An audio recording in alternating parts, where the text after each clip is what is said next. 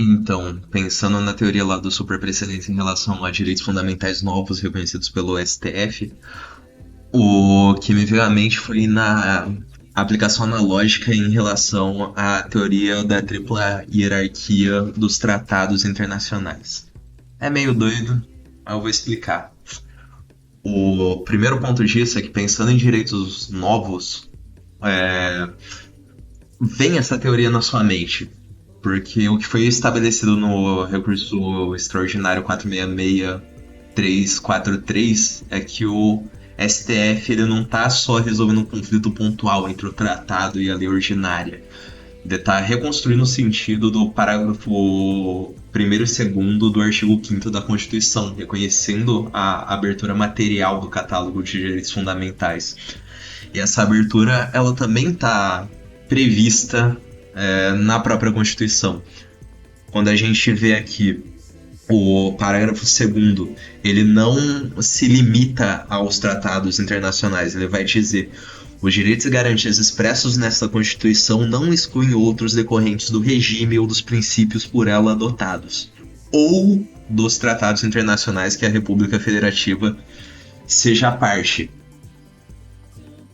Ou seja, é uma abertura que está prevista na Constituição e que o STF criou uma norma de estrutura dentro do sistema constitucional em relação aos tratados de direitos humanos, estabelecendo essa tripla hierarquia.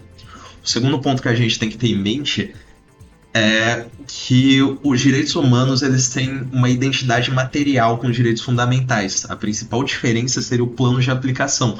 Os direitos humanos eles são normas internacionais inerentes a qualquer pessoa, baseadas na dignidade humana, como a Declaração da ONU.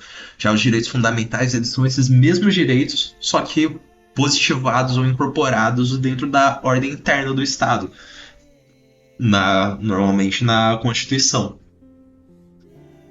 Quando a gente vê o, o julgamento do STF, a gente vai ver algumas teses interessantes sendo levantadas. Por exemplo, ó, essa tese entende que o parágrafo 2º do artigo 5º da Constituição como cláusula aberta de recepção a outros direitos enunciados em tratados internacionais de direitos humanos sobrescritos pelo Brasil, ao possibilitar a incorporação de novos direitos por meio de tratados. A Constituição estaria a atribuir esses diplomas internacionais hierarquia de norma constitucional. O parágrafo 1º asseguraria que a tais normas a aplicabilidade imediata nos planos nacionais e internacional, a partir do ato de ratificação, dispensando qualquer intermediação. Para essa tese, eventuais conflitos entre o tratado e a Constituição deveriam ser resolvidos pela aplicação da norma mais favorável à vítima, titular do direito, tarefa hermenêutica da qual estariam incumbidos os tribunais nacionais e outros órgãos de aplicação do direito, que é a citação que eles tiraram do Constituição Brasileira de 88 e os tratados internacionais da Pio Vezan. Claro, a discussão em relação a essa internalização ela vai acabar se tornando vazia diante da emenda constitucional 45, mas porque ela promulga o parágrafo terceiro, que é sobre os tratados eles serem equivalentes de plano à emenda constitucional quando aprovados com quórum de emenda.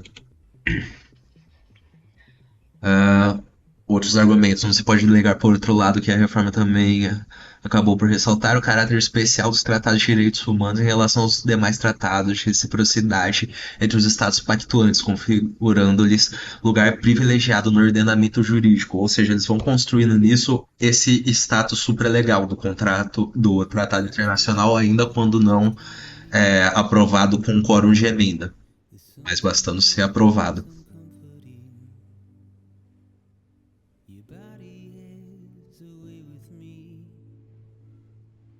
Outro argumento. Assim, a premente necessidade de se dar efetividade à proteção dos direitos humanos nos planos interno e internacional torna imperiosa a mudança de posição quanto ao papel dos tratados internacionais sobre os direitos na ordem jurídica nacional. É necessário assumir uma postura jurisdicional mais adequada às realidades emergentes em âmbitos supranacionais voltados primordialmente à proteção do ser humano, ou seja, outro elemento que eles vão trazendo para esse status supralegal da, do Tratado Internacional que versar sobre direitos humanos. E aí, na conclusão, eles vão chegar nessa tripla hierarquia. Ah, só que, como eu disse anteriormente, um direito humano ele tem uma identidade material com um direito fundamental. Será que o direito fundamental também não deveria ter esse status acima, inclusive no âmbito jurisprudencial? O terceiro ponto que a gente chega com isso é o princípio do não retrocesso, como um elemento de rigidez formal. O princípio do não retrocesso, embora ele não está positivado, ele é reconhecido pelo STF e pelas Cortes Nacionais como decorrência do Estado Democrático de Direito, da segurança jurídica e da proteção da confiança. E esses são os fatores que devem ser conjugados a um super precedente. A gente observa que o fundamento decisivo não é a origem internacional da norma, como diz o parágrafo 2º do artigo 5º, mas é a natureza de direito fundamental, o conteúdo protegido. A ratio decidente da própria decisão é em relação à natureza do direito fundamental e a função estruturante dele no Estado Democrático de Direito. Então, a origem formal dele, seja tratado internacional, seja uma decisão do STF reconhecendo um novo direito, não devia causar uma distinção. É um elemento meramente acidental, não um elemento essencial de um direito desse tipo.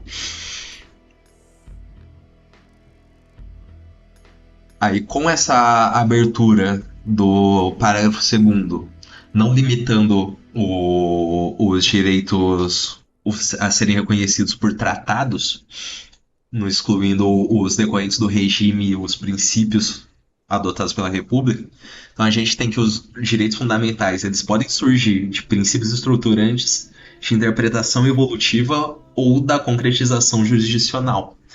Se o STF então reconhece um novo direito fundamental com base nisso, ele vai estar atuando dentro dessa lógica da cláusula aberta, assim como os tratados no âmbito do recurso especial 466343, promovendo de fato a expansão material do catálogo de direitos fundamentais. E o não retrocesso ele vai funcionar como essa cláusula de estabilização. Se o STF então reconhece um direito novo, esse direito condiz ao núcleo, a concretização do núcleo axiológico constitucional de direitos fundamentais. Então, ele passa a integrar o sistema de expectativas normativas no sentido da que sua supressão posterior vai implicar em violação da segurança jurídica, na frustração da confiança legítima, no enfraquecimento do núcleo essencial de direitos fundamentais, tudo já protegido pelo princípio do não retrocesso. Além de que vai trazer mais coerência pro próprio sistema, porque é meio paradoxal tu dizer que o direito fundamental, que é reconhecido por um tratado, ele tem uma proteção supralegal reforçada, enquanto o direito fundamental, que é reconhecido diretamente pelo STF, com base na própria Constituição, vai ter uma proteção inferior. Num prisma de unidade constitucional, isso é incoerente. E é o que vai justificar esse status de super precedente dele.